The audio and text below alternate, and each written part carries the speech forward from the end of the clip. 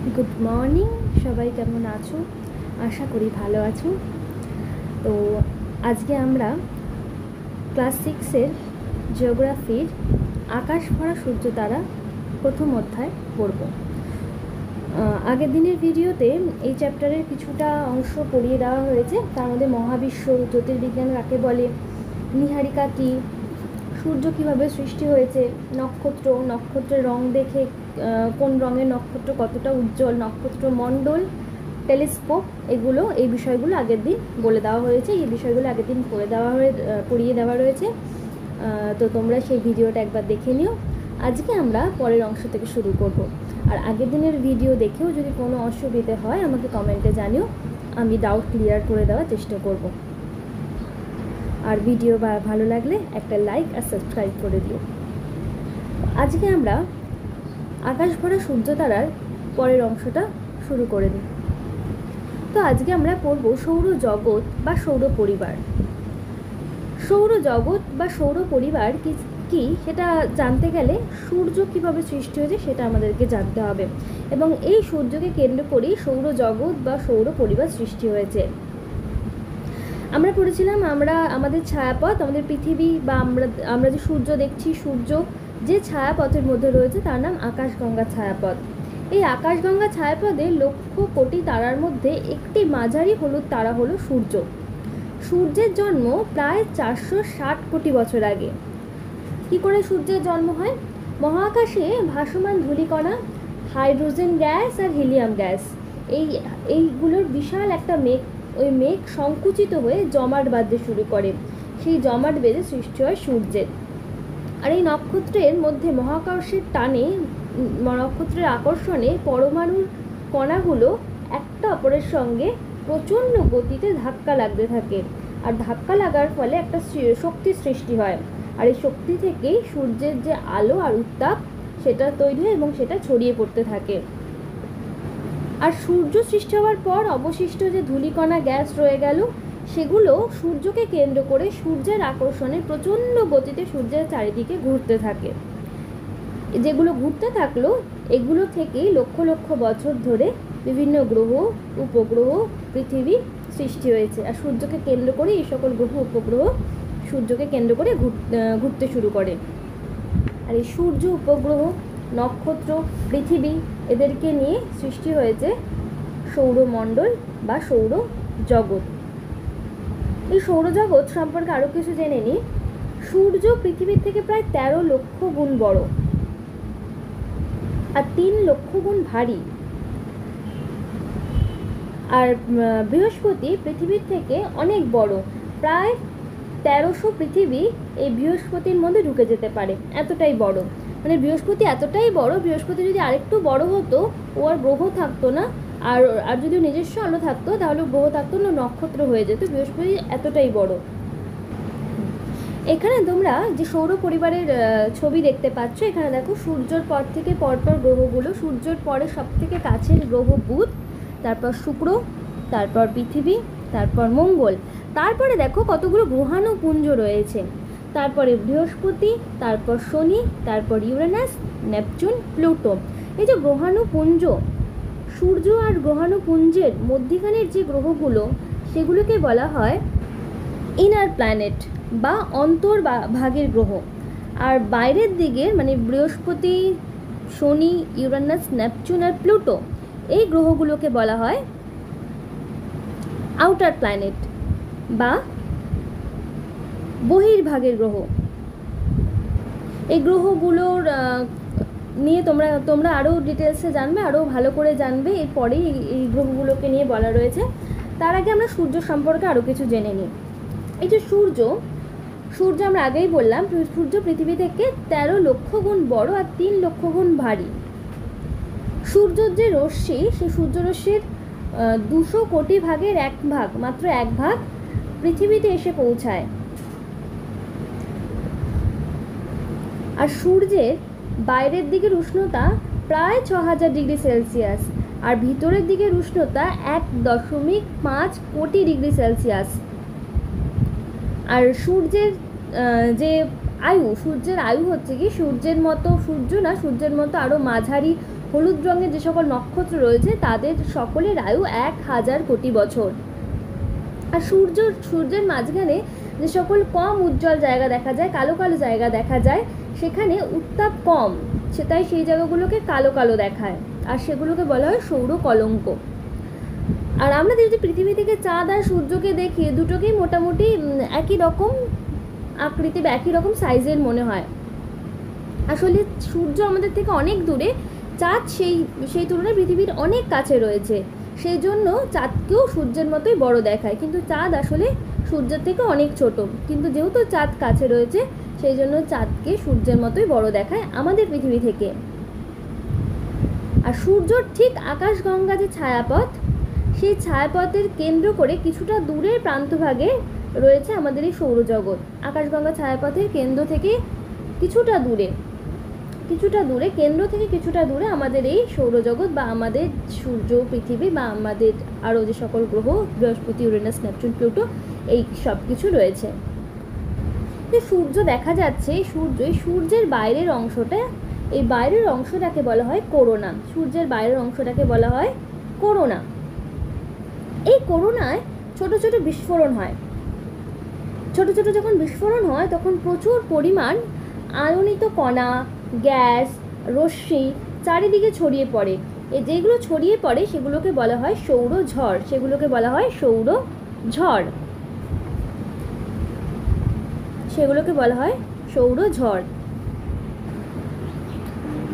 এই গেল সূর্য নিয়ে। এবার আমরা সৌর পরিবারের যে গ্রহগুলো রয়েছে তাদের সম্পর্কে জেনে নেব। সৌর পরিবারের গ্রহ রয়েছে 8টা, তবে গ্রহ ছিল 9টা। ওর মধ্যে থেকে প্লুটো গ্রহ ছোট হওয়ার কারণে সে গ্রহের মর্যাদা হারিয়েছে, তাকে সেই জন্য আর গ্রহের মধ্যে ধরা হয় না। তাকে গ্রহ থেকে বাদ দিয়ে এখন আমাদের গ্রহ রয়েছে 8খানা। পৃথিবীকে নিয়ে গ্রহ রয়েছে 8খানা। সূর্যাস্তের পর পশ্চিম আকাশে সব থেকে উজ্জ্বল একটা জ্যোতিষ্ক দেখা যায়, যাকে বলা হয় সন্ধ্যা তারা। কিন্তু ভালো করে লক্ষ্য করলে দেখা যাবে ওই সন্ধ্যা তারা মিটমিট করে না। ওটা আসলে তারা না, ওটা আসলে গ্রহ, ওটা শুক্র গ্রহ। এই শুক্র গ্রহ ছাড়া আরও 7টি গ্রহ রয়েছে আমাদের সৌর পরিবারে। গ্রহগুলো সম্পর্কে জানার আগে আমরা জেনে নিই গ্রহ কি। আমি যখন নক্ষত্র পড়িয়েছিলাম তখন একবার বলেছিলাম যে নক্ষত্রের নিজস্ব আলো উত্তাপ রয়েছে, কিন্তু গ্রহের নিজস্ব আলো উত্তাপ নেই, তারা নক্ষত্রের আলোয় আলোকিত হয়। এখানেও দেখো আবারও বলছি যে গ্রহের নিজস্ব আলো উত্তাপ নেই, গ্রহগুলো নক্ষত্রের আলোয় আলোকিত হয়। নক্ষত্রের আকর্ষণে নক্ষত্রের চারিদিকে ঘুরতে থাকে, মানে নক্ষত্র অর্থাৎ সূর্য গ্রহগুলোকে আকর্ষণ করে টেনে রাখে বলেই গ্রহগুলো কিন্তু সূর্যের চারিদিকে ঘুরতে পারে। গ্রহ নক্ষত্রের থেকে অনেক ছোট হয়, অনেকটাই ছোট হয়। সেটা আমরা সূর্য আর পৃথিবীর যে আয়তন সেটা দেখেই বুঝেছি কতটা ছোট হয়। অন্তস্থ গ্রহ আর বহিস্থ গ্রহ কোনগুলো সেগুলো বলে দিয়েছি। প্রতিটা গ্রহের মাঝখান থেকে একটা লাইন কল্পনা করা হয়, একটা রেখাকে কল্পনা করা হয়, তাকে বলা হয় অক্ষ। সৌর পরিবারের প্রত্যেকটা গ্রহের নিজের অক্ষের চারিদিকে ঘুরছে। এই যে নিজের অক্ষের চারিদিকে ঘোরা, এটাকে বলা হয় আবর্তন। নিজের অক্ষের চারিদিকে ঘোরা এটাকে বলা হয় আবর্তন। আর নিজের অক্ষের চারিদিকে ঘুরতে ঘুরতে তারা সূর্যের চারিদিকে ঘুরছে, এটাকে বলা হয় পরিক্রমা। আবর্তন কি? নিজের চারিদিকে লাট্টুর মতো ঘুরতে থাকে, লাট্টু যেমন ঘোরে সেরকমভাবে লাট্টুর মতো নিজের চারিদিকে ঘুরতে থাকে, একে বলা হয় আবর্তন। আর সেটা ওরকমভাবে ঘুরতে ঘুরতেই গ্রহগুলো সূর্যের চারিদিকেও ঘুরে যাচ্ছে, তাকে বলা হয় পরিক্রমণ। শুক্র আর ইউরেনাস বাদে প্রত্যেকটা গ্রহই ঘড়ির কাঁটার বিপরীত দিকে ঘোরে, অর্থাৎ পশ্চিম থেকে পূর্ব দিকে ঘোরে। শুক্র পূর্ব থেকে পশ্চিমে ঘোরে আর ইউরেনাস উত্তর থেকে দক্ষিণে ঘোরে। এই দুটো ব্যতিক্রমী রয়েছে, বাকিগুলো সব ঘড়ির কাঁটার বিপরীত দিকে ঘোরে। এবার আমরা সৌরজগতে যে সকল গ্রহ রয়েছে তাদের সম্পর্কে কিছু কিছু তথ্য জেনে নেব। প্রথমেই আসি বুধ। সূর্যের সব থেকে কাছের গ্রহ বুধ। এই বুধের রং কি? ধূসর রঙের। বুধের গায়ে প্রচুর গর্ত দেখা যায়। যে দিকটা সূর্যের দিকে থাকে বুধের, সেই দিকটার উষ্ণতা 430 ডিগ্রি সেলসিয়াস। আর বুধের আবর্তন দেখো 58 দিন 17 ঘন্টা, মানে বুধ নিজের চারিদিকে ঘুরতে সময় নেয় 58 দিন 17 ঘন্টা, আর পরিক্রমণ করতে সময় নেয় 88 দিন। মানে সূর্যের চারিদিকে ঘুরতে সময় নেয়, একবার পাক খেতে সময় নেয় 88 দিন। আর যে পরিক্রমণটা পৃথিবী কিন্তু নেয় 365 দিন 5 ঘন্টা 48 মিনিট 46 সেকেন্ড। তাহলে বুঝতে পারছো দুটোর পরিক্রমণের যে দিন সেটা কতটা পার্থক্য। এবার আসি শুক্র। শুক্র পৃথিবীর সবচেয়ে কাছের এই গ্রহটি পৃথিবীর প্রায় সমান মাপের। শুক্র আর পৃথিবী দুটো প্রায় সমান মাপের। আর শুক্র হচ্ছে পৃথিবীর সবচেয়ে কাছের গ্রহ। বুধের পর শুক্র, তারপরে আসে পৃথিবী। তাই পৃথিবী হচ্ছে গিয়ে সব থেকে কাছে, পৃথিবীর কাছের গ্রহ হচ্ছে গিয়ে শুক্র। আর এই দুটো মাপও সমান, প্রায় সমান। সূর্য থেকে শুক্রের দূরত্ব 10.7 কোটি কিলোমিটার। শুক্রের আবর্তনের দিন 243 দিন আর পরিক্রমণ 225 দিন। এই শুক্র গ্রহের মধ্যে প্রচুর কার্বন ডাইঅক্সাইড থাকায় এর উষ্ণতা বেশি হয়, প্রায় 465 ডিগ্রি সেলসিয়াস। এবার আসি পৃথিবী, অর্থাৎ যে গ্রহে আমরা থাকি, পৃথিবী গ্রহে। তো এই পৃথিবীর পরিক্রমণটা আগেই বললাম, 365 দিন 5 ঘন্টা 48 মিনিট 46 সেকেন্ড। আর আবর্তন 23 ঘন্টা 56 মিনিট 4 সেকেন্ড, মানে প্রায় 24 ঘন্টা। আর সূর্য থেকে দূরত্ব 15 কোটি কিলোমিটার, গড় তাপমাত্রা 15 ডিগ্রি সেলসিয়াস। সৌরজগতের একমাত্র গ্রহ যার মধ্যে প্রাণের অস্তিত্ব রয়েছে। আর পৃথিবীর রং কি? পৃথিবীর রং বাইরে থেকে দেখলে কীরকম নয়? নীল মনে হয়, নীল গ্রহ মনে হয়। কেন নীল মনে হয়? কারণ আমাদের পৃথিবীতে প্রচুর পরিমাণে জল আছে, সেই জন্য তাকে বাইরে থেকে দেখলে নীল রঙের দেখায়। মঙ্গল, এই মঙ্গল নিয়ে অনেক গবেষণা চলছে। মঙ্গলে প্রাণ আছে কিনা তার খোঁজও এখনও চলছে। তবে জানা গেছে যে এই গ্রহে একসময় জল ছিল। মঙ্গলের আবর্তন 24 ঘন্টা 37 মিনিট আর পরিক্রমণ 687 দিন। সূর্য থেকে মঙ্গলের দূরত্ব 22.8 কোটি কিলোমিটার। মঙ্গলের মাটিতে প্রচুর পরিমাণে ফেরাস অক্সাইড অর্থাৎ লোহা থাকায় এর রং লাল। বাইরে থেকে মঙ্গলকে দেখলে লাল রঙের দেখায়, তাই এর নাম লাল গ্রহ। তাপমাত্রা অনেকটা পৃথিবীর মতো, তাই প্রাণের খোঁজ চলছে। মঙ্গল আর পৃথিবীর তাপমাত্রা প্রায় সমান, প্রায় একই রকম। সেই জন্য মনে করা হচ্ছে যে ওখানে প্রাণ থাকলেও থাকতে পারে, সেজন্য মঙ্গলে প্রাণের খোঁজ চালানো হচ্ছে। এবার আমরা আসি পরের গ্রহ বৃহস্পতি। বৃহস্পতি সবচেয়ে বড় গ্রহ। বৃহস্পতির আয়তন অনেক বড়, মধ্যাকর্ষণও সব থেকে বেশি। সূর্য থেকে বৃহস্পতির দূরত্ব 77.8 কোটি কিলোমিটার, তাপমাত্রা -150 ডিগ্রি সেলসিয়াস। আবর্তন 9 ঘন্টা 50 মিনিট আর পরিক্রমণ 12 বছর। 12 বছর মানে এগুলো সব আমাদের পৃথিবীর দিন হিসেবে বলা রয়েছে। পৃথিবীতে 12 বছর হলে তবে সূর্যের চারিদিকে বৃহস্পতি একবার পরিক্রমণ করতে পারে। এবার আসি শনি। সূর্য থেকে শনির দূরত্ব 142.60 কোটি কিলোমিটার, তাপমাত্রা -184 ডিগ্রি সেলসিয়াস। একটা জিনিস খেয়াল করো যে আমরা যত সূর্য থেকে দূরে গ্রহগুলো যাচ্ছে তাদের তাপমাত্রা কিন্তু কমতে থাকছে, মাইনাসে চলে যাচ্ছে। শনির আবর্তন 10 ঘন্টা, প্রায় 10 ঘন্টা আর পরিক্রমণ 29 বছর 6 মাস। আর ঘনত্ব জলের থেকেও কম, শনির ঘনত্ব জলের থেকেও কম। ধূলিকণা, বরফ আর পাথরের টুকরো দিয়ে তৈরি উজ্জ্বল 7টা বলয় রয়েছে। শনি গ্রহের বলয়, এটা হচ্ছে কি শনি গ্রহের বলয়। এখানে উজ্জ্বল 7টা, এখানে 7টা বলয় রয়েছে শনির। পরের গ্রহ ইউরেনাস। ইউরেনাসের দূরত্ব সূর্য থেকে 287 কোটি কিলোমিটার। ইউরেনাসের মধ্যে প্রচুর মিথেন গ্যাস আছে, সেজন্য ইউরেনাসের রং সবুজ। ইউরেনাসের তাপমাত্রা -216 ডিগ্রি সেলসিয়াস। শীতলতম গ্রহ, এত কম ভীষণ শীতল, ভীষণ ঠান্ডা গ্রহ ইউরেনাস। আবর্তন প্রায় 17 ঘন্টা, পরিক্রমণ প্রায় 84 বছর।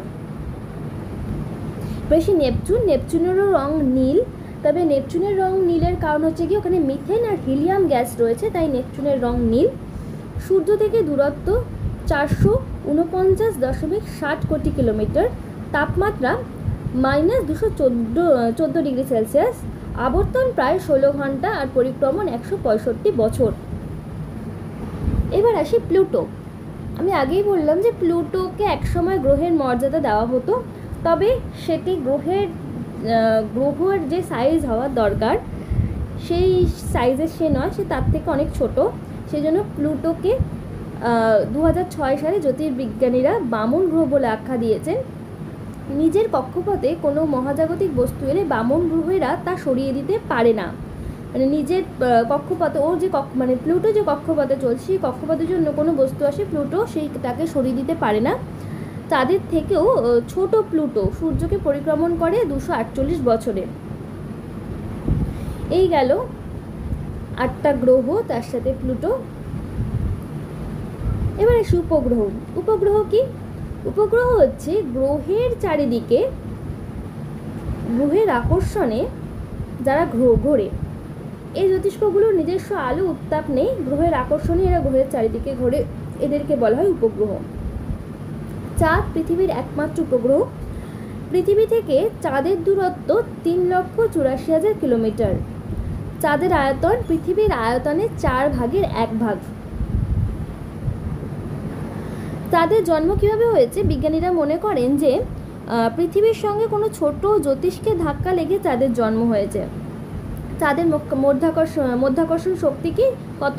পৃথিবীর 6/1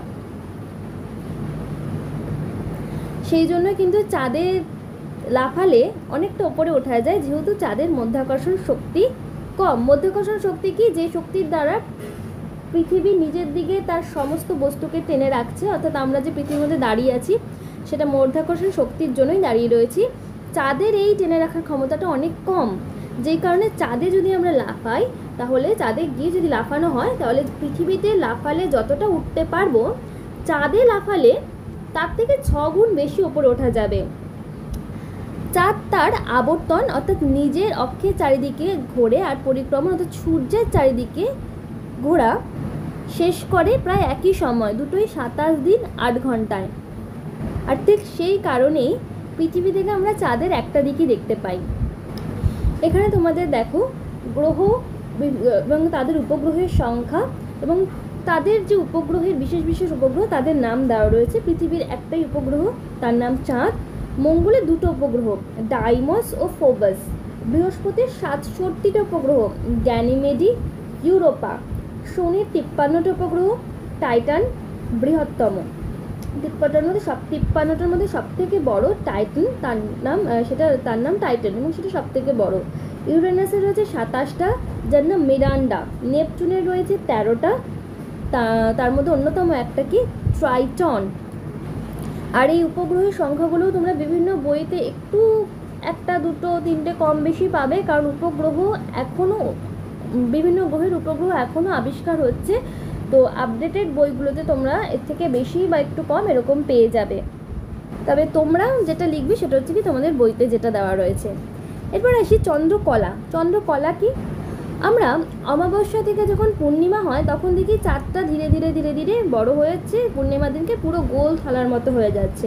আবার পূর্ণিমা থেকে যখন অমাবস্যার দিনে যায় তখন দেখবো চাঁদটা গোল থালার মতো থেকে ছোট ছোট আস্তে আস্তে ছোট হতে হতে হতে একদম অমাবস্যার দিনে সেই চাঁদটাকে দেখতেই পারা যাবে না, দেখতে পাবো না।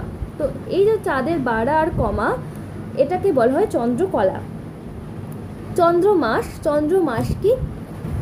একটা পূর্ণিমা থেকে আরেকটা পূর্ণিমা পর্যন্ত যে সময়কালটা তাকে বলা হয় চন্দ্রমাস। আজকে তোমাদের তাহলে সৌরজগতের সূর্য আর বিভিন্ন গ্রহগুলো সম্পর্কে বললাম, আমরা গ্রহগুলো সম্পর্কে পড়ে নিলাম। আজকে এইটুকুই থাক। পরের ক্লাসে আমরা গ্রহাণুপুঞ্জ, ধূমকেতু, উল্কা, মহাবিশ্ব সম্পর্কে আরও খুঁটিনাটি কিছু কথা এগুলো সব পড়ে নেব এবং এই চ্যাপ্টারটা কমপ্লিট করে ফেলবো। তো আজকে এইটুকুই থাক। আজকের ভিডিও কেমন লাগলো কমেন্টে জানিও। আর কোনো প্রশ্ন বা ডাউট থাকলে আমাকে কমেন্টে জানিও। আর ভালো লাগলেও বলো, আর ভিডিও ভালো লাগলে একটা লাইক করে দিও। টাটা, সবাই ভালো থেকো, সুস্থ থেকো আর মন দিয়ে পড়াশুনো করো।